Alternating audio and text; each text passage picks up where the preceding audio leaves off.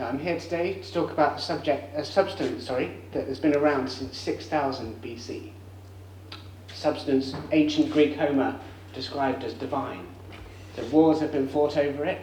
So they used it to pay the soldiers, and in addition to their salaries, but also inspired revolutions. Certain animals are known to climb whole dams to get hold of this substance. So it's also been used in the domestication of animals as well. So not only that, but according to folklore, it's also been known to ward off the devil. So in today's society, it gets almost nothing but bad press, but despite that, has 14,000 uses, and without this substance, we would not survive. So, any ideas? So, I am a private chef and chocolatier. So what I do is I go around to people's houses and I cook. As a chocolatier, I have many people's dream jobs and get to play with chocolate all day. So it's my intention from today to show you ways in which you can enrich your own personal story by showing you ways in which you can make your own food even more delicious. So, and one of the starting points with that is, of course, salt. So, but before we get into that, I just want to press the importance of quality ingredients. So, simply put, the better the quality of ingredient to start with, the better the end product. As a chef, I do use more salt than most people do at home, but I do cook for more people, and so not all the salt that I use is eaten. So I use it in many different ways. So I salt bake with it, so I make a pastry with flour, salt, and water, wrap whole root vegetables in and bake them. I also salt the water that I use in to blanch the vegetables that I use in my cooking. I cure things, so specifically fish, where I make a mix of salt and sugar, and so mix that together, leave it to cure the fish. And I smoke it as well. So this isn't a weird way that chefs get high. So what I mean is I use smoke to flavour the salt that I use in my cooking. Okay. So why do we season our food? Simply to make it more delicious. So now the question for you. So we all know about putting salt on savoury food. How about putting salt in desserts? Yes? No? Yeah. Wonderful. Absolutely, yes. So, as a chocolatier, my top-selling flavours of chocolate are salted caramel and salted dark chocolate. So, one of the reasons for that is when the chocolate melts on people's tongues, then they get the sweet and the savoury on the tongue, ticking more boxes in their taste receptors and making it more delicious for you. Another question for you.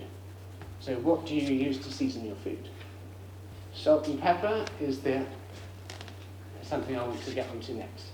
So, the reason for this is pepper is a spice and not a seasoning. So the difference between spicing and seasoning is seasoning brings forth the flavour of the ingredients that you're using to cook with, and the spicing adds the flavour as well. Okay. So if not pepper, what should you use?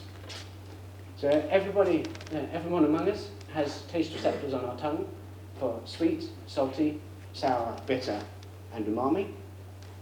So the idea is to add things to your dishes that are these things, which will then make your food even more delicious. So let's have a look at some examples. So on the sweet side, you have things like obviously sugar, and you have honey, agave syrups. But there's also lots of natural sugars in them, so natural sweetness in things as well. So think about peas, sweet corn, some root vegetables. So there's all ways to add a little bit of sweetness into your dish. So we'll move on to sour. So sourness, sort of adding things like pickled vegetables to dishes. So and you're adding a few drops of vinegar to stews and everything, just to bring forth a little bit of acidity. And think about when you're cooking some fresh fish, just squeeze a bit of fresh lemon straight on it just at the end, and think about how that sort of livens it up a bit. So next one, so bitter. So what's the difference between bitter and sour? So it's a question that stumps a lot of people when I ask that. So the way I explain it is bitter is more of a sort of pungent taste, whereas sort of sour is more acidic. So think about things like coffee beans, they're quite bitter, so cacao nibs, then you're adding things like bitter ales as well. That's all ways that you can add bitterness to a dish. Then you have umami, which is the pleasant savoury taste, and the sort of things which is abundant in things like mushrooms, so cured meats like bacon, Parmesan cheese, all things along those lines. So us as humans, we get our first taste of umami as a child. So from the breast milk of our mothers, which contains as much umami as a meaty broth. Then of course there's salt. So salt in many different ways, so all the different types of salt that you have. And you also have things like soy sauce, anchovies, olives, that all add so a little salty kick to your dishes.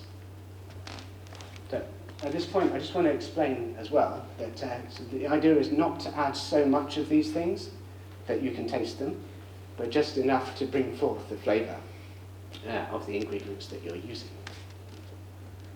So there is one more that hasn't quite been sort of approved as a taste receptor just yet, but as a chef, I personally believe that fat aids in the flavour of cooking. So if you think about so a piece of pork, for example, that's been cooked in foaming butter, so how much tastier that is than one that's just been simply poached in some water. And you've got the French method of cooking, confit, where you sort of cook things in their own fat, like duck legs. And think about mashed potato with loads of butter, loads of cream. So even vegetables and fish benefit in a quick rolling in butter or olive oil before you serve them. So I love salt for many different reasons, not only the ways that you can use it in cooking, but you can use it as a cleaning product. So you mix salt with some lemon juice, some flour. So if you have yourself a copper pan, just a bit of elbow grease, you get them shining like new again. So it gets rid of bad smells. So for those of you with teenagers, or that will have teenagers in the future, when you get smelly shoes, put a bag of salt in them, leave it overnight, and the next day they'll be smelling fresh again. So on the subject of smells, so it can also give nice smells as well. So if you mix salt with some sort of spices, some essential oils, just mix it together, leave it, and enjoy the nice smells. So for those of us who get eaten by mosquitoes quite a lot, definitely one of those. So mix some salt with some water and just sort of rub it into the bite to soothe it. Now, and arguably the most important part of my talk is how important salt is for us as human beings. But I'm going to get into that in just a minute. So, is there any time when you shouldn't use salt? So feel free to shout out. Was it boiling pasta, if you put it in the beginning, it makes it take longer to boil the water? Because it does taste better if it takes a lot. Okay, that's not quite. I mean, what I'm thinking about is in regards to if your doctor says no, then that's a pretty good reason not to use salt. But, so in regards to cooking, so if you have a liquid that you're going to reduce down to a glaze or a sauce, if you season the whole batch sort of properly, then let's say you reduce it by half, then the amount of salt will stay the same. So what will happen then is you have a broth that's twice as salty as it needs to be. Now, onto arguably the most important part of my talk. So there's been a lot of talk recently about how bad salt is for you, and to a point I agree. To the same way that if you eat too many bananas, that's not particularly good for you either. But of course, salt will kill you if you have too much of it. So for somebody who's around 75 kilos, the lethal dosage of salt is around 12 grams. So if you eat that in one sitting, you have about 50% likelihood of dying. But then if you double the amount of salt, then of course you get closer to the 100% likelihood. So I'd stay away from that amount. So, but going back to what it says in the press about how bad salt is for you. So in my opinion, that's all to do with the amount of salt that they put in processed foods that are out there. So the producers put copious amounts of salt and sugar into these foods that they make. And the idea is to squeeze out as much of the flavour as they can from the subpar ingredients that they use. And this is going back to my point earlier about the quality of ingredients. So then also the salt and the sugar in that acts as a preservative as well. So it's all about money, which is a sad state of the world today. So ladies and gentlemen, salt is super important for us, despite whatever is said in the news. It's necessary for normal blood pressure. So it's all about the electrolytes in your blood. So it's essential for a good heart condition. Excuse my spelling in my slide there. Because what happens is the sodium ions in it, which releases the electrical impulses, which then help the heart to beat. But it improves respiratory health. And there's something called halotherapy, which is where you breathe in fine particles of salt through your nose and go straight into your lungs. And the idea with that is the antibacterial side of salt will then kill all the bacteria and then make your heart better. So then it helps maintain a normal blood pH. And how that does is because salt's pH neutral, so there's no addition of acid or alkali. Then it's antihistamine.